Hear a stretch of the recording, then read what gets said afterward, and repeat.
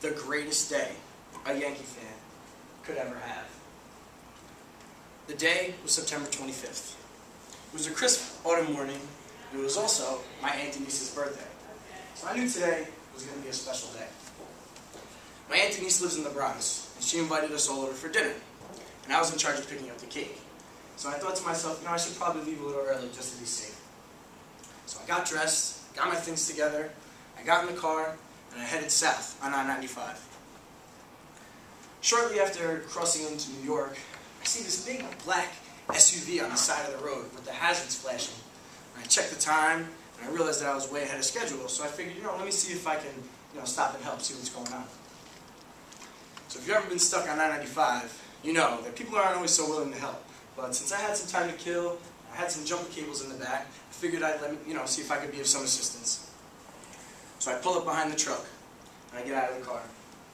And the cars on I-95 are whizzing past me as I approach the truck. And the first thing I notice are these gigantic silver rims gleaming in the sunlight. And the darkly tinted windows are all closed. And I thought to myself, oh man, Mike, what are you getting yourself into? So I approach the driver's side window, and it slowly rolls down. And I see a man wearing sunglasses. And I think to myself, oh man, this guy looks familiar. So the window rolls all the way down, and the guy removes his sunglasses, and he says, hey, are you heading towards Yankee Stadium? Then it hits me.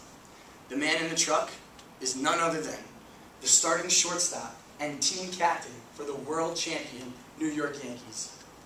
Oh my God, you're Derek Jeter, I said. He said, yeah, and I'm late for my game. I've been waiting for AAA for like 3 hours. So I said, well, I just happen to be going that way. I could give you a lift. And he's like, yeah, that would be great. I'm like, all right, hop in. So I jump in the driver's seat.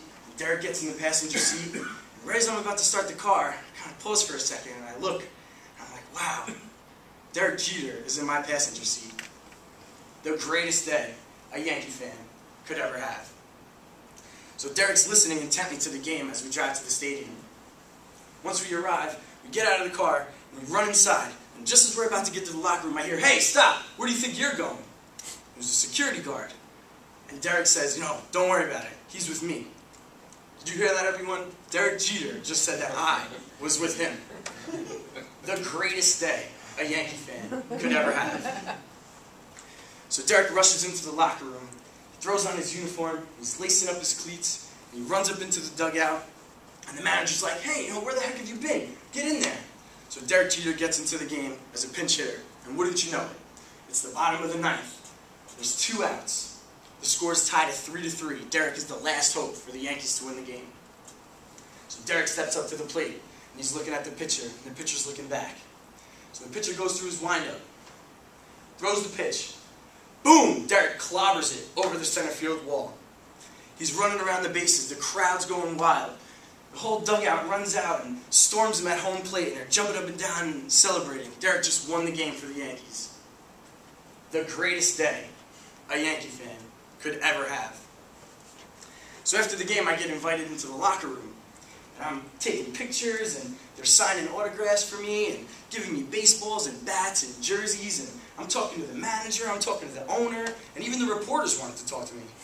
I even got the back page of the Daily News with a headline that went something like this: Yankee great, rescued by civilian. The greatest day a Yankee fan could ever have. The worst day that I could ever have. Because I'm a Mets fan.